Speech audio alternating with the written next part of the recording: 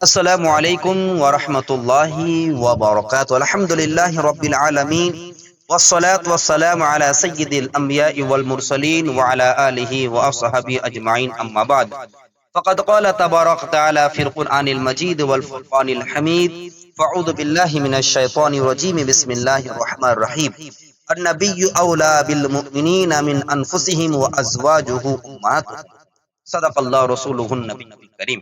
میرے معزز سامعین کرام، بزرگوں، عزیز ساتھیوں، آج کی اس ویڈیو میں انشاءاللہ اس خاتون سے متعلق عرض کروں گا کہ وہ خوش نصیب خاتون کون تھی جنہوں نے سب سے پہلے رسول اللہ صلی اللہ علیہ وسلم ایمان لایا۔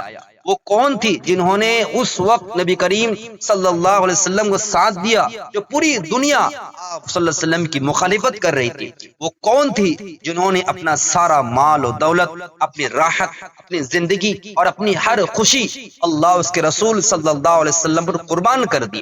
اور وہ کون تھی جن کی وفات کے کئی سال بعد بھی رسول اللہ صلی اللہ علیہ وسلم ان کا ذکر کرتے تو آپ کی آنکھیں نم ہو جاتی؟ ناظرین کرام، آج کی اس ویڈیو میں اس عظیم شخصیت، اس عظیم ہستی، اس عظیم خاتون کے بارے میں انشاءاللہ عرض کروں گا۔ ہم جانیں گے ان کی زندگی کیسی تھی، ان کی قربانیاں کیا تھی، نبی کریم صلی اللہ علیہ وسلم اس سے اتنی محبت کیوں فرماتے تھے۔ عائشہ صدیقہ رضی اللہ عنہا، ان کا ذکر سن کر غیرت کیوں آتی تھی، اور قرآن حدیث کے اس مقام مرتبہ کے بارے میں بیان فرماؤں گے انشاءاللہ تعالی۔ آئیے اس ویڈیو جاننے کی کوشش کرتے ہیں۔ میرے معزز سامعین کرام، بزرگوں، عزیز ساتھیوں، رسول اللہ صلی اللہ علیہ وسلم جتنی بھی امہات المؤمنین تھی، جتنی بھی ازواج مطہرات تھی، جتنی بیویاں تھی، ان کے تعداد 11 روایت میں آتے ہیں۔ آج ان تمام امہات المؤمنین میں سے ایک خاتون ہے جن کا ذکر خیر ہوگا۔ آج ہم اس عظیم خاتون کا تذکرہ کریں گے جنہیں اللہ تعالیٰ نے ایسی عظمت عطا فرمائی کہ قیامت تک آنے والی مسلمان ان کا نام ادب اور احترام سے لیتی ہے۔ وہ ہے امہات المؤمنین حضرت خدیجہ بنت خویلد رضی اللہ تعالی عنہا۔ اللہ تعالیٰ نے قرآن مجید ازواج مطہرات کو امہات المؤمنین یعنی ایمان والوں کی مائیں قرار دیا۔ اس عظیم اعزاز سب سے پہلے ہستی حضرت خدیجہ رضی اللہ تعالی عنہا ہے۔ قرآن کریم میں اللہ تبارک تعالی ارشاد فرماتے ہیں، النبی اولا بالمؤمنین من انفسهم ازواجهم امہاتهم، یعنی نبی کی ازواج تمام اہل ایمان کی مائیں ہیں۔ لہذا حضرت خدیجہ رضی اللہ عنہا صرف رسول اللہ صلی اللہ علیہ وسلم کی زوج محترمہ ہی نہیں بلکہ پوری امت مسلمہ کی روحانی ماں ہے، اور ان سے محبت، ادب، احترام ہر مسلمان پر لازم ضروری ہے۔ میرے معزز سامعین کرام، حضرت خدیجہ رضی اللہ عنہا کا تعلق قریش کے معزز خاندان سے تھا۔ آپ پاک دامن، نہایت باوقار، سخی اور بلند اخلاق کی مالک تھی۔ زمانے جاہلیت میں بھی لوگ آپ کو طاہرہ کی لقب سے یاد کرتے یعنی پاکیزہ۔ جب رسول اللہ صلی اللہ علیہ وسلم کی عمر مبارک تقریباً 25 سال تھی تو آپ کا نکاح حضرت خدیجہ رضی اللہ عنہا سے ہوا، اور اس وقت امی جان کو عمر مبارک 40 سال تھی۔ یہ نکاح دنیا کے کامیاب ترین رشتوں میں سے ایک تھا جس کی بنیاد مال پر نہیں بلکہ ایمان، محبت، اعتماد اور وفاداری پر تھی۔ اور ہمیں آپ کو باخوب معلوم ہے کہ رسول اللہ صلی اللہ علیہ وسلم جہاں نکاح فرمائے، اپنے نکاح ہو یا اپنے بیٹی کا نکاح فرمائے ہیں، اللہ تبارک تعالیٰ کی اجازت، ان کے حکم سے ہے۔ اللہ تبارک تعالیٰ نے آسمانوں پر ان کا جوڑا بنا دیا تھا۔ پیارے بھائی دوستو، جب غار حرا میں پہلی وحی نازل ہوئی تو نبی کریم صلی اللہ علیہ وسلم گھبرا کر گھر تشریف لائے۔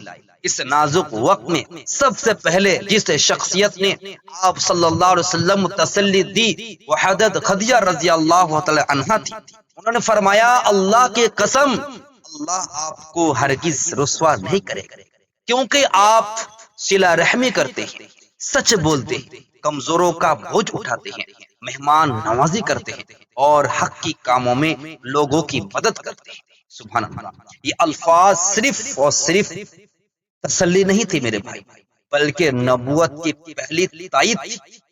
حضرت خدیجہ رضی اللہ عنہا اسلام قبول کرنے والی پہلی شخصیت ہیں، سب سے پہلے ایمان لانے کا شرف انہیں حاصل ہوا۔ انہوں نے اپنا مال، اپنی جان، اپنی عزت، اپنا گھر اور سب کچھ اللہ کے رسول صلی اللہ علیہ وسلم پر قربان کر دی۔ اس جگہ بات ایڈ کرنا چاہتا ہوں، عورتوں میں سب سے پہلا اسلام لانے کے لیے یہ امی جان ہے، خدیجہ رضی اللہ عنہا ہے، اور بالغ مردوں میں ابوبکر صدیق رضی اللہ عنہ ہے، اور بچوں میں علی رضی اللہ عنہ ہے، اور غلاموں میں زید رضی اللہ عنہ ہے۔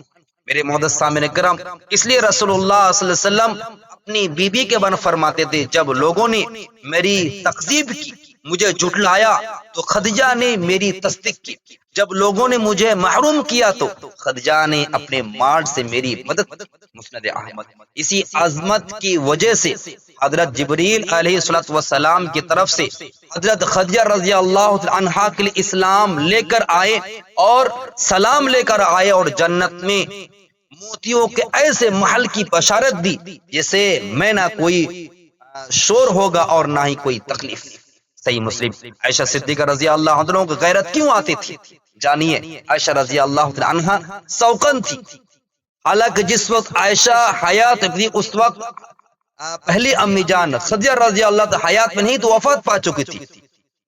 مجھے نبی کریم صلی اللہ علیہ وسلم کی کسی زوجہ پر اتنی غیرت نہیں آئی جتنی حضرت خدیجہ رضی اللہ عنہا پر آئی،